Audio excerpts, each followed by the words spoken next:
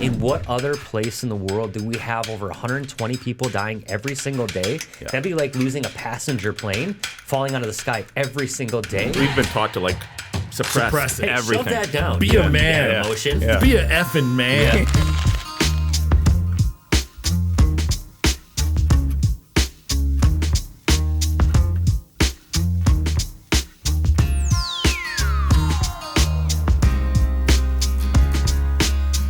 What's up, everyone? It's the It's Your Neighbor podcast. Today, we have a very special co-host, Rob. Oh, my God. And you'll recognize the normal co-host, but today we're actually featuring Anthony. As a guest. Anthony Alvarado, our guest today. Amazing. Rob Metcalf. Wear many hats. Our COO, and also podcast producer, and many things. All the things. All the things. You'll find he's talking like this half the time. So, but yeah, welcome, awesome. Guys. This is amazing. I'm really pumped about this episode. Reason being is you guys are our rocks here at Take Action Realty Group. We're the rocks. Boom. Boom. Dude, did we just collide? We did. The world collided. Just happen? That just happened. So today just came together. Okay, guys. Right. This is what we do all day in the office. We screw around. But we're going to talk a lot today, not necessarily about Take Action Realty Group and Anthony's role there, but among other things, his nonprofit. We want to feature that because I think it's such an awesome cause and what you guys are doing. So, Anthony, I'll let you take it away and just explain a little bit about what Rise Together is and how it was founded, and I'll let you take it from there. Absolutely. So first and foremost, thank you so much for having me on. The talk about Rise Together is something I'm extremely passionate about. Of course, it is a nonprofit 501c3 organization today. Been around for 10 years. We started Appleton, Wisconsin.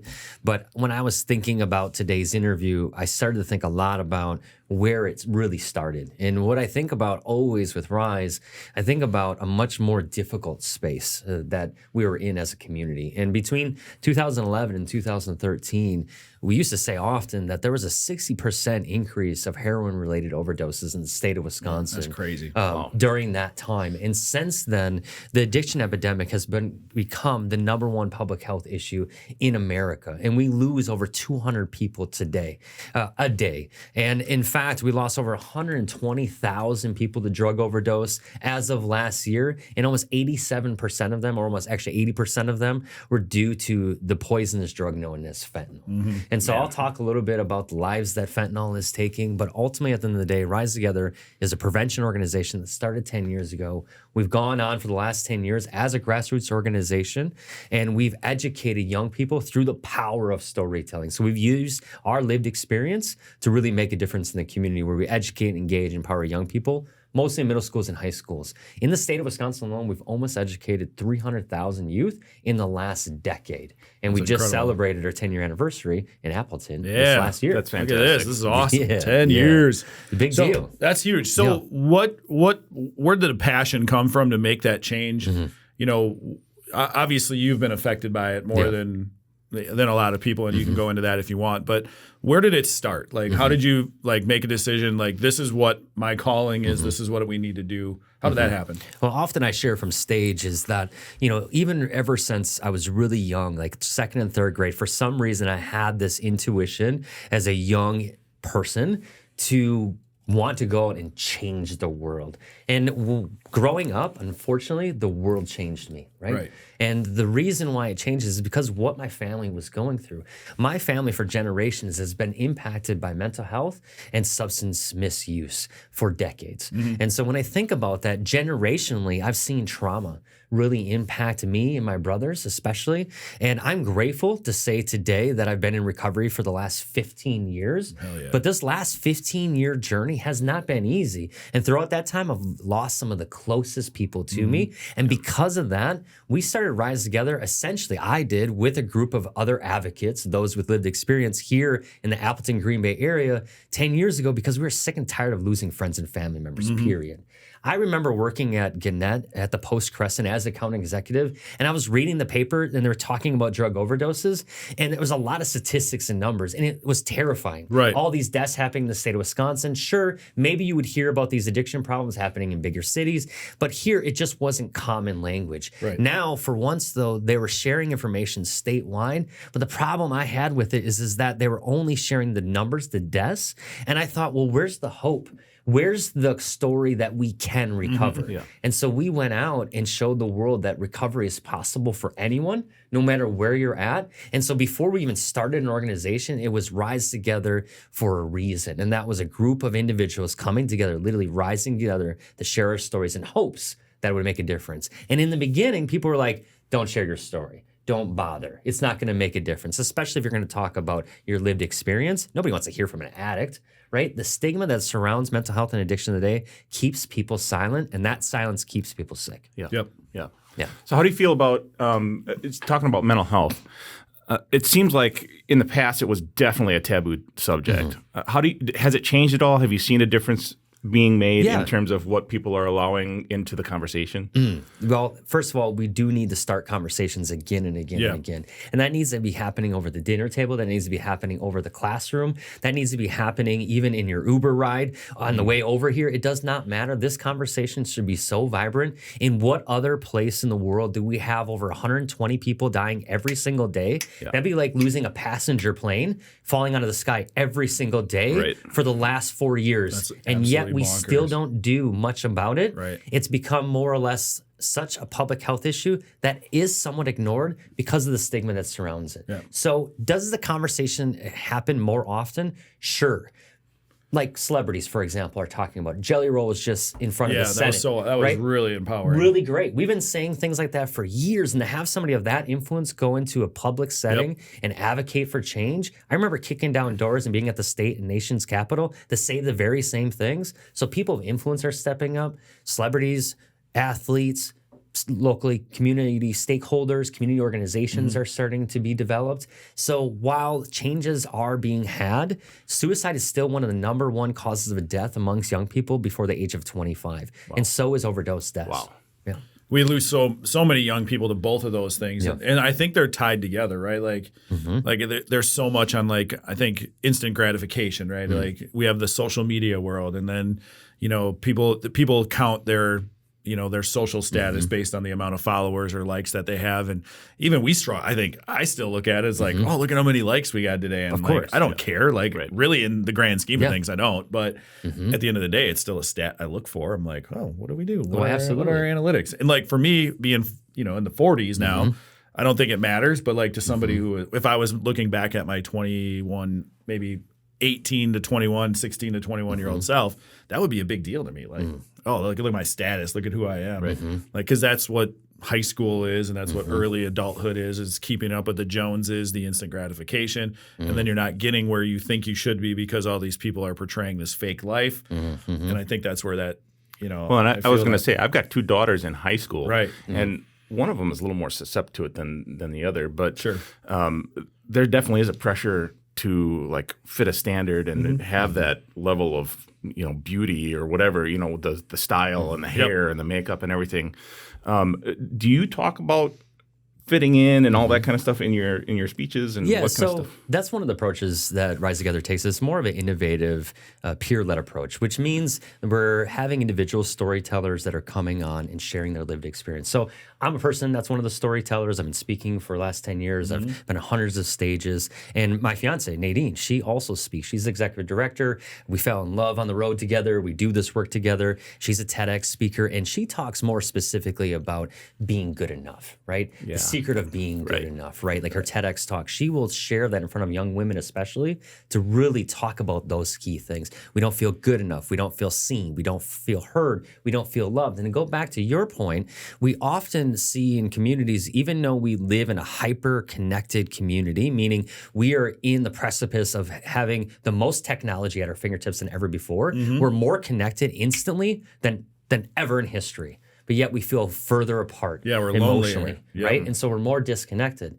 And so I think about some of the other conversations that attaches to our general well-being, right? Substance misuse ends up being a coping mechanism because we're having a hard time filling the void of something that hurts inside typically. Sometimes that's trauma, sometimes it's setbacks, sometimes it's a variety of different things. But ultimately, at the end of the day, when people are sick, they stay sick because they're silent. Right. There's a disconnect. There's a disconnect. So I mean, I guess the advice then is just ask for help, right? You guys have don't be afraid to ask. Is that the hashtag? So our big push this year, because when it really sums down to, at the end of the day, there are people struggling with all kinds of different things. Yep. Addiction is spanning way outside drugs and alcohol. Yep. It could be addicted to your phone, to sex, to food, name a thing. Think about the epidemics that we have here in America and what is happening to our country. So asking for help at the end of the day is what we promote as a message. I'm not going into schools with my team, which is basically essentially storytellers, musicians, creatives, artists that are going out and sharing their story to start a conversation, to start the conversation around mental health, how important it is. It's important that we take care of our brains. And it's okay to struggle, right? Sometimes it's okay not to be okay, right? And it's definitely okay to ask for help. There is no shame in asking for help. So that is our message today. That's a really scary receive or give. Yeah, that's a really scary thing to cross that line, to be that vulnerable. Like there's a huge step that you got to take to put yourself out there like that. That's that fear of judgment. Yeah. Yes. Right. And no matter what age. Yeah. I mean, think about how hard it is to ask for help at our age. Right. Much less being a young person Yeah. dealing with social, maybe fear of being judged, being liked, being a part of, belonging to, right? You're trying to fit in, figure out your way of things, and then you're disconnected, and maybe there is some miscommunication, lack of education, lack of support at home. Yeah. There's all kinds of reasons why people decide to kind of lend themselves to this unhealthy behavior, right? And I think too, like to your point, not only just what you guys are doing, but now that like it is becoming almost, and I love this, it's almost becoming cool to be like sober? go, well, that too. To be healthy? Well, that, for real, that is too. Yeah, and that's becoming a thing, right? I haven't drank since February of last year, so I'm almost rolling up on a year. And Heck yeah. like that kind of stuff is all good. It's been great for me, but I'm talking more of like just like you're even seeing TV commercials now, like geared towards like being able to go ask for help. It's not as bad. You're seeing guys. And I think guys bottle it up. I'm guilty. Oh man. Oh, You know, yeah. I'm sure we all Societally, are, right? like we've been taught to like suppress it. Hey, everything. Shove that down. Be You a don't need man. that Yeah. emotion. Be a effing man. Be tough. Pull yourself Be up tough, from the bootstraps. Why is your lip quivering? You're not allowed to be sad. Stop being a girl. Don't cry. Yeah. You know what? And to be honest with you, I'll give an example. And this might get a little personal, but we're all friends and family here, right? I started this organization because I care about my community. Right. And I went out and did something that people told me not to do, was to share my story. And we did it so publicly and so often that it caused a lot of good. Now, not everybody loves what we do. I mean, some people rather stay anonymous, and that's fine. Right. You know, everybody has their own pathway to recovery. And ultimately, at the end of the day, I'm hoping that we can get in front of any community and spread a message of hope, and to do what? To save lives. Right. And if that means to encourage somebody to maybe get some resources, get connected to a community, even if it's ours or somebody else's. In other words, building connection is so, so crucial. And I think about my son's journey, right? And I think about, times where he really struggled, and I think about times where he did really well. And I remember there was a time where he was, early in high school, and he was experimenting. A lot of substance use takes place between the ages of 11 and 13. I know that's not because of national statistics, because of the research that we're doing at home with our research team at Penn State, actually, which started at the University of Wisconsin-Madison. That's cool. And what it is saying is that young people are still using at a young age. Usually it's alcohol, usually it's marijuana, sometimes it's pills, and once in a while it's more or less a substance like meth, cocaine, heroin, ecstasy, MDMA, name a thing, right? That's popular for today's drug, right? Yeah. But at the end of the day, people are going to use, and they tend to use at a young age, and they typically are not educated, and they commonly don't feel comfortable having this conversation at home. They definitely don't like going to the school about because they don't want to get in trouble, because typically our system is punitive. So if somebody needs help, we'd rather put them in jail than actually give them treatment, right? And when a young person asks for help, they typically don't receive the help that they need because the resource isn't available. During the pandemic, there was a lot of isolation and disconnection that took place, and you saw a huge increase of drug overdose rates. You saw a huge increase of suicides, and you saw a massive disconnect within our community. People were isolated, and my son was one of them. Yeah. And during the time where we had a complete lockdown, during a pandemic, my family experienced one of the greatest losses. In 2 weeks after my son's 17th birthday, several blocks away from my house, I got a call on a Sunday afternoon that my son passed away from a fentanyl overdose or a poisoning. Now, fentanyl is one of the most illicit, potent substances that this world knows. It is 100 times more powerful than morphine. My son did not mess around with illicit substances. He used pills for 8 days during that week because he was having a hard Saturday night. He took a pill in hopes to get high, not knowing it was mixed with a fentanyl, an illicit substance that took his life in the middle of the night. Man. And it robbed him of his adulthood. It robbed him of his youth. And it left our family in shambles. And it's hard for me to get out the words. And even though I might look good on the outside, it is so emotionally daunting to lose a son. It is unbelievably difficult to pick up the pieces over the last 4 years since my son has passed away. And to even be on this podcast to talk about something, typically advocates and storytellers and passionate parents like myself tend to start organizations like this after they lose a child. Yeah. I tried to be preventative and start something. My son used to be on stage with me and my daughter. My son spoke at the state's capitol. My son had mentors around him. He had CPS, treatment professionals, school, everybody was around him. But during that disconnection, he did not feel comfortable asking for help. In fact, one of the last arguments we had, because it became toxic towards the end of his life because he was in such a difficult space. Addiction is a family disease, if you don't know. It is something that impacts every family member, especially the parents. And so we butt heads. And that is also something that became so difficult for me as a coach that's worked with hundreds of young people and have mentored thousands of youth his age. I cannot tell you how frustrating it was not being able to make that connection with my son. And losing him has taught me a lot. One is taught me that life is very short. So live it. Live life that's worth living. It's not easy to say and it's not easy to do, but I do know is that my son kind of encouraged us all to relook at our lives and decide how we're going to live it moment by moment because every second counts. Number two is that I wish I would have been able to find a safe place for my son to connect with, a mentor, a person, a community, anything he would have felt comfortable with to say, I need help. I do know, though, that the power of help is so powerful that it has saved my life for sure again and again. And this time is no different. I found myself in a situation where losing a son, the grief of a parent is so heavy that it literally took all the light out of my life. It made it dark. And what I've been telling people is I've been doing push-ups in the dark for like 4 years in the basement. I've worked through some stuff. And I have gone through many emotional tirades and waves. And in that, I think even in the midst of doing all the things to take care of myself, I was eating right, sleeping right, I was staying hydrated, I have a job that I love, I'm surrounded by people that are totally great. I have children still to this day, right? I just had a baby boy. I have an awesome 18-year-old daughter. I have reasons to live, but I still found myself in a hopeless place. And that, my friends, is when you need to ask for help. So, obviously, and I think you've done that, right? Like, where's the first place you go?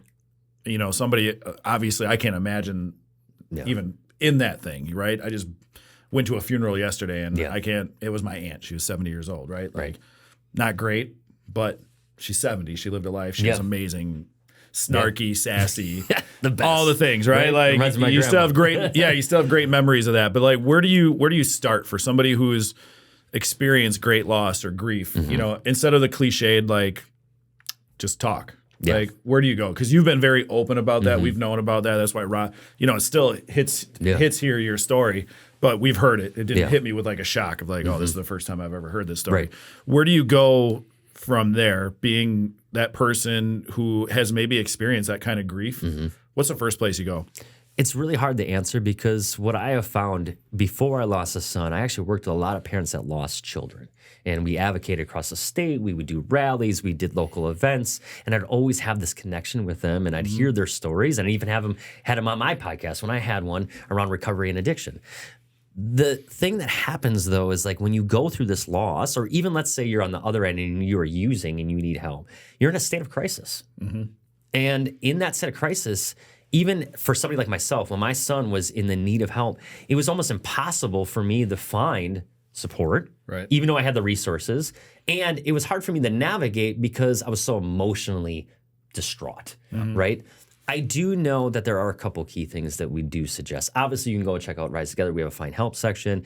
You can connect with us directly. We have a network of peer support specialists and recovery coaches in the state of Wisconsin. I'm very big on mentorship, and those recovery coaches like myself are certified and can connect you with local resources. So I think having somebody to help you navigate that really makes a lot of sense. A local public health department is a really great start. They tend to have all the resources that are happening in your local area. Obviously, you can go online. There are support groups like in the rooms for those that are looking for more of that kind of support group environment. Young people, there's a variety of different services. Actually, I found that young people like online tip lines, text services, those type of things. Yeah. But ultimately, at the end of the day, you can even look at other treatment, things in the area. There's great family resource in Appleton. The sad thing about it is there isn't enough resources. Right. So it takes a little bit to navigate. So start with a trusted resource like a NAMI or a Rise Together or a local organization that focuses on mental health and substance misuse. And they tend to have some really great resources, and they're very good at getting back to you on conversation on where to start. I have people reaching out to me all the time. Where do I go next? Mm-hmm. Where do I go next? Wow. How do I get started? Yeah. I'm looking for treatment. I'm looking for support. I want a mentor. I want a coach. I want, and those things are becoming more and more available because of the need. Right. Yep. Now, for maybe a parent who's struggling, maybe they have a son or a daughter that's dealing with mental health or an addiction. As a parent, same thing. You kind of start in that area, or because I would imagine like the person that's in it, that's in that mental health, in that addiction, probably not more than that. And again, I don't know these stats. You would know more than me, but like they maybe don't know how they don't maybe not even want help. Mm-hmm. So you have somebody on the outside, a parent, first person type of scenario. How do they seek that help? Yeah, absolutely. So this is a question we get quite often. What we do typically with communities, for example, is we work with middle school, high school students, then we do a public parent presentation to answer these very questions. And so I can definitely send some information over. We have some Q&A on our website, but ultimately at the end of the day, weallrisetogether.org.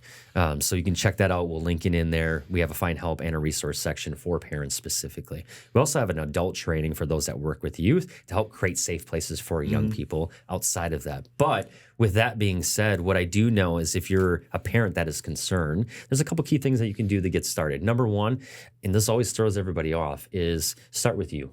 Take good care of yourself. It's like when you're on a plane. You put your oxygen mask on first for a reason, right? So you can take care of the person next to you. The same thing applies. If you have a young person that is dealing with self-harm, maybe some type of trauma, maybe substance misuse, maybe even a short-term, long-term addiction, well, that person needs help, but it's definitely going to be impacting your family. And if you're not in the best condition to serve and to show up, then it's hard to support that person. Number two, it's to create that space and to actively listen, like really listen, not like I'm distracted on my phone listening or I'm just eating over the dinner table real quick in this restaurant kind of listen. I'm talking about actively dialed.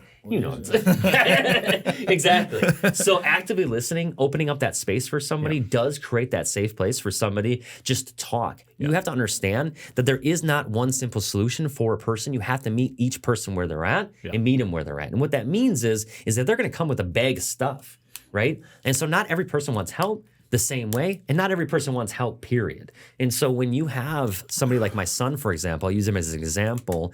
When we came in, if I ever tried to force something on him, even if it was out of my best interest, right? Not necessarily his, it pushed him farther away. Right. So pushing somebody to treatment and help isn't necessarily the way to go. Yeah. Now, with that being said, though, actively listening, creating safe place, not being judgmental. In other words, we don't know what these young people or this person might be going through.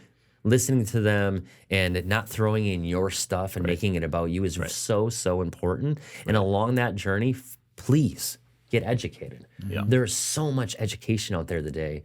And if anything, that knowledge gives you power. And then I think another thing too that we're missing out on, and I've learned this now, we just went through a whole mental health thing last week, which was, I think, phenomenal. Yeah, but, it was awesome. The other thing I learned was just how important nutrition and exercise and diet really is in our own mental stability. Can you speak on that a little bit? Yeah, so we do a 21-day health challenge to that effort. So we know that building up a good, healthy daily habit can make all the difference.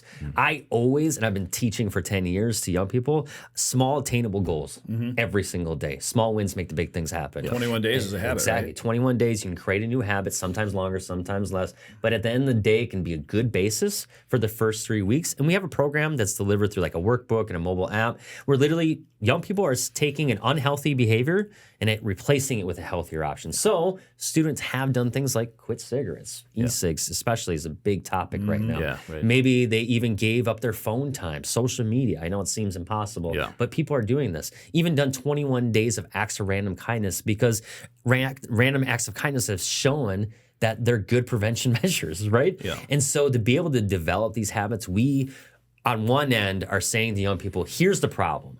It's giant. It's a public health issue. And you're part of the solution. And you're part of the solution by taking better care of yourself, by asking for help, building on your healthy habits, and offering support to those that are in need. Yeah. It seems really simple. Right. And it seems like a no-brainer, but I can't tell you how difficult it is to do this work. Prevention matters, but prevention isn't supported, I think, as it should be. Look at the education we have today. When do you have these conversations with your child at home? Never. When does the school have these conversations? Well, that's the thing. know? I was talking with my daughters literally like 3 or 4 weeks ago about this and how mental health isn't really taught in schools. Like it's not a subject. Like it should be something they be talk part of the about curriculum. every year. It should be Same thing with finance, all that. Yes. You know, Yes. Yeah. How do you use your Taxes, money? How do you yeah. take care of your body? Yeah. How do you then be at least educated around what is out there? Those are real life skills. Yeah. Yeah. Yeah. I think having a confident person that is capable and willing to learn and wanting to push themselves forward is way bigger than being able to do long division or whatever. Obviously, Yeah, no, that's I get what you mean. basic, Yeah, and some people might That's what a love long calculator is for division. now, Yeah, right? right. But, purpose-driven work also matters. So when I go into a community, I know based off of research that young people generally want more education around mental health and addiction, to your point. Yeah. They want it from people typically with lived experience. They also want to be more actively involved and become part of the solution as individuals with lived experience. One thing that breaks my heart is I go in front of large audiences, sometimes up to 2,000 to 2,500 students at a time.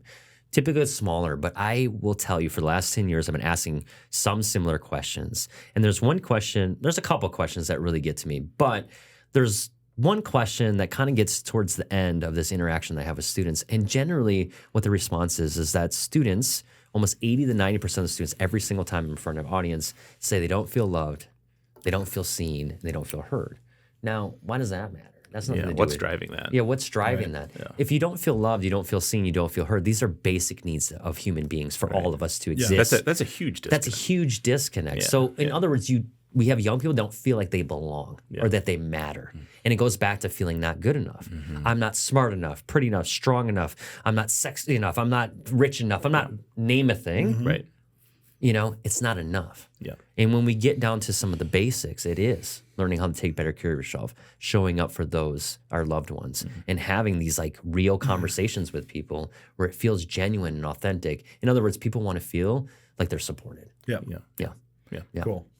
That's great stuff. So let's turn the page a little bit. Let's turn it. You just had a baby. I just had a baby. New life. New life. Like you are you guys, this is the cutest baby. oh my God. It is Insert amazing. picture Insert now. here. How cool is it? Like something I never thought would happen, and you could tell like how excited I am about it. But after losing a son, I never thought I would have a son again. Right. After all things 2020, my whole life turned upside down. I didn't think I was going to do this business again. I definitely didn't think I would be working here as a CMO and doing some amazing work with you guys in real estate. We didn't know you existed. Dude, I didn't know I existed. I disappeared for a minute. And I didn't know I was ever going to come back. Like it's almost like that. We should be playing like Lose Yourself in the background right now. Like an Eminem like track should pop up right now because I feel like I'm on a comeback right now. Right. And part of that journey is doing things that I never thought I would do. Like getting married again this year. You guys are going to be a part of that. Yeah. Like, I never thought I would propose anybody ever again after getting divorced. Having a child again, I literally told Nadine again and again and again, I will never have a kid again. I just had a daughter graduate high school. You think I would have just start all over again? No, but here he is, and how awesome to be talking about this working and how important it is. And it inspires me even more. The thing that gets me so fired up is just like you just being like really, really happy. Yeah. And you brag about him all the time and oh, he's the best kid ever. And like, you know, every parent is like, oh my God, the best ever. But like this kid might be the best ever. He's amazing. It's either him or David. I don't know. It's a toss-up. Jenna's little guy is pretty amazing too. So we're going to get them both on the podcast. Yeah. Michaela's kids are great too. So I mean, we have so many awesome kids running around here. So what's that like though? Like you've been to the darkest of dark, right? And now you're there. You got new light. You got a career in front of you. You got an amazing family. What's that like for somebody to like go through all of the stuff that you went through and now to be in this spot? Well, I can tell you what, it gives me chills because I have them right now. And it's actually the bright part of my story. Whether I'm in front of students or in a small group like this, I love talking about how my life has changed. And that is the inspiration for the many that have followed me over the years. And I still have students reaching out years after I spoke to them being like, you're providing hope to me even today as I enter in the treatment for the very first time. And so what I tell people today is I'm finally happy again. You know what I'm saying? I'm finally at a place where I can say I'm excited about life, and I get excited to like wake up and go to work. I have a job that I really like. You know what I mean? Yeah. I have a family that's pretty amazing. Now my brother's moved up to Appleton, for example, and we're creating a whole thing together. As an entrepreneur, I've done things that I always dreamed of. I have a nonprofit that is literally looking to break ground in Appleton for the next 10 years. And that's work that I'll be able to look back on for the rest of my life. Right. The published work that I'm a co-author with the research team at Penn State. We're publishing 3 papers this year. That will live in eternity. I just got nominated for Marquis America's Who's Who of America. That's awesome. Right? And like there's different things that have happened in my life, like being in Forbes and NPR and USA Today and all these different things. And I'm only 39 years old. Yeah. This is I feel like it's only just begun in a lot of ways. Right. And that, I think, is what's got me so excited about life today is that I have a purpose. I have meaning. I feel seen. I feel heard. And I feel really fucking valued. Yeah. And I say the F word with that is because I want to enunciate that because it's been a long time since I felt that way. Yeah. It's been a long time. That's fantastic. Yeah. I love it. That's great. Really good. Yeah. So you know this part of the podcast. Oh, yeah. Turn it around. Turn it around. Let's go. Yeah. So I think, for me, I knew that at 10 years as an entrepreneur, so I grew up young. I'm like, I'm going to change the world. And the change kind of like rocked me. And I was like, I don't know. And then I went back and I started doing things about 10 years ago. And now like I look at it as an entrepreneur and I think about those exciting times where we were writing these notes and ideas all over, the kitchen table, and we launched this really exciting thing. And I was reminded of that again with Take Action in a completely different way. Right. But I see us doing a lot of the same things over the last 6 months. The ideas and the kind of like synergy and the energy that we have here.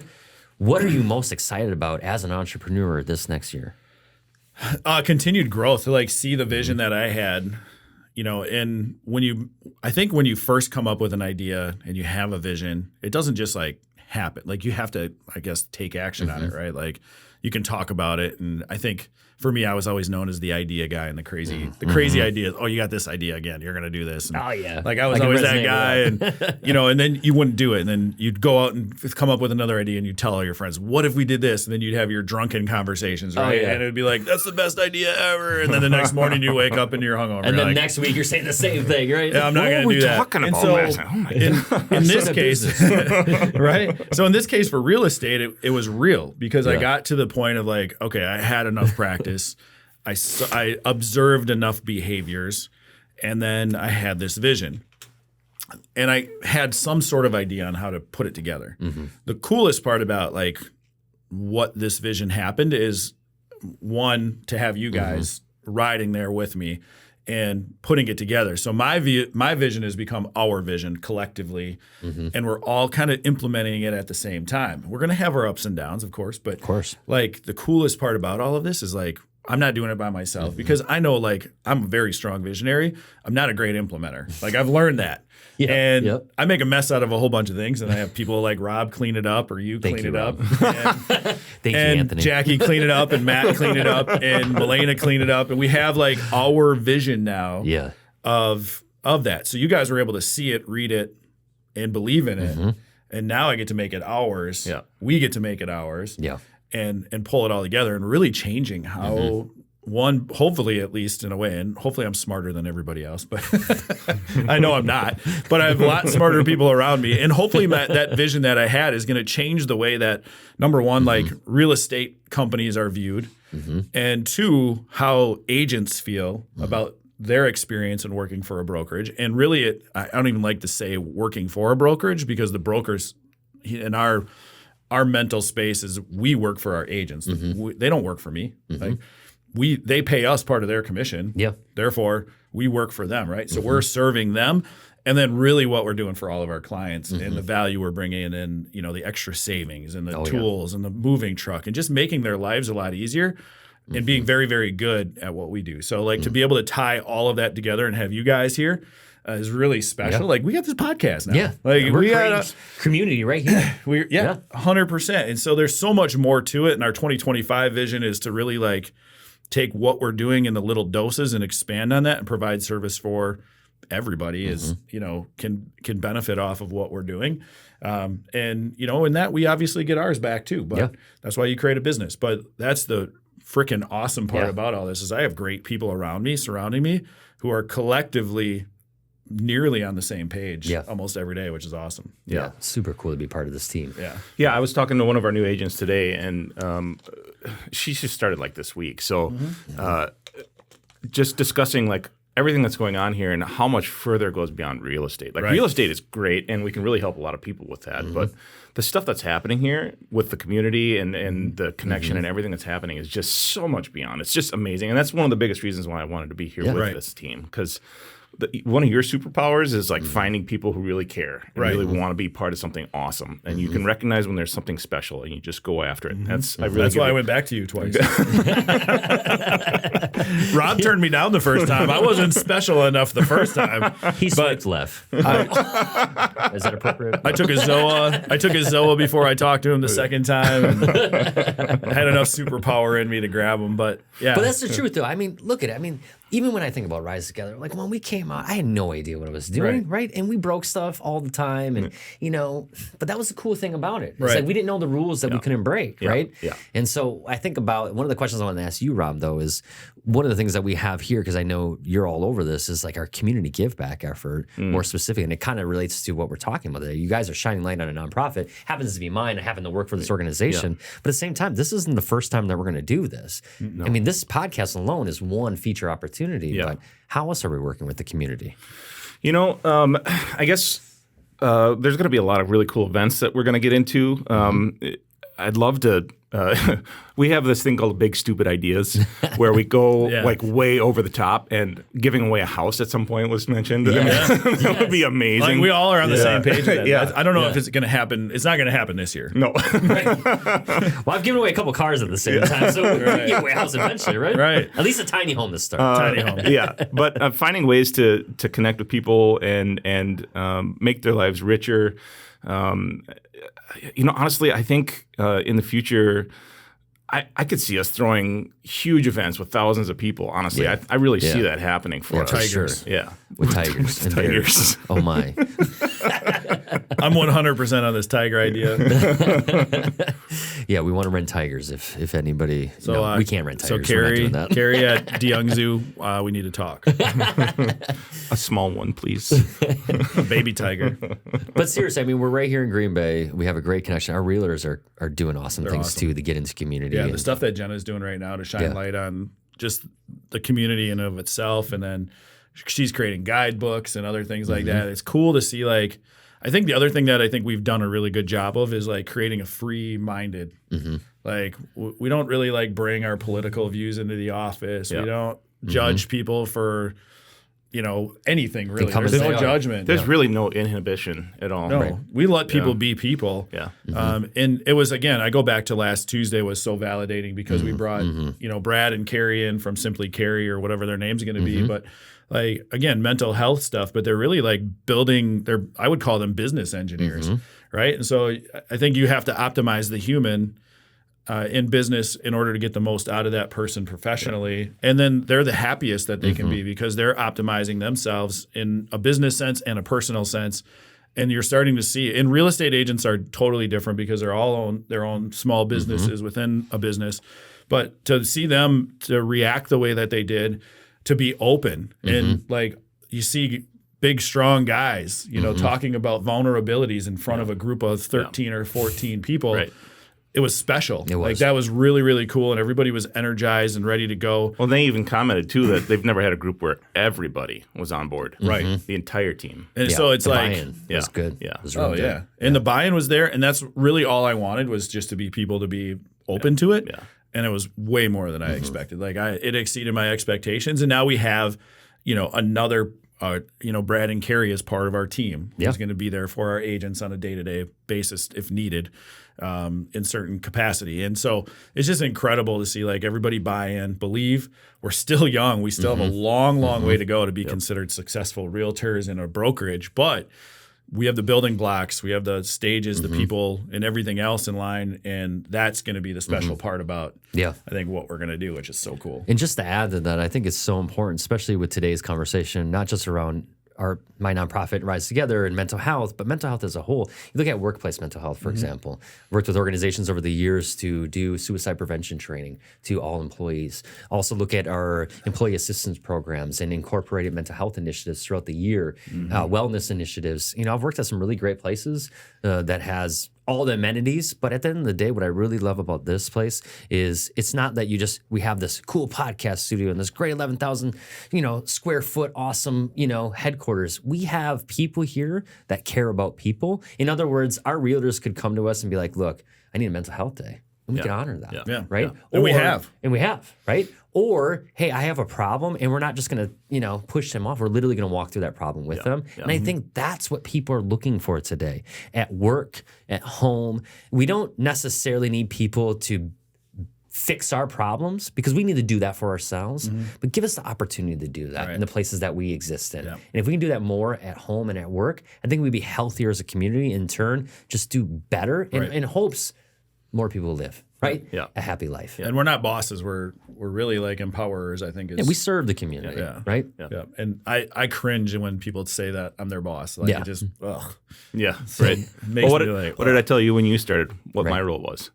Right. Just to support. Yeah. Support the team. That's my job. He's a helper. Yeah. I'm a helper. Yeah. Absolutely. You're a helper. Yeah.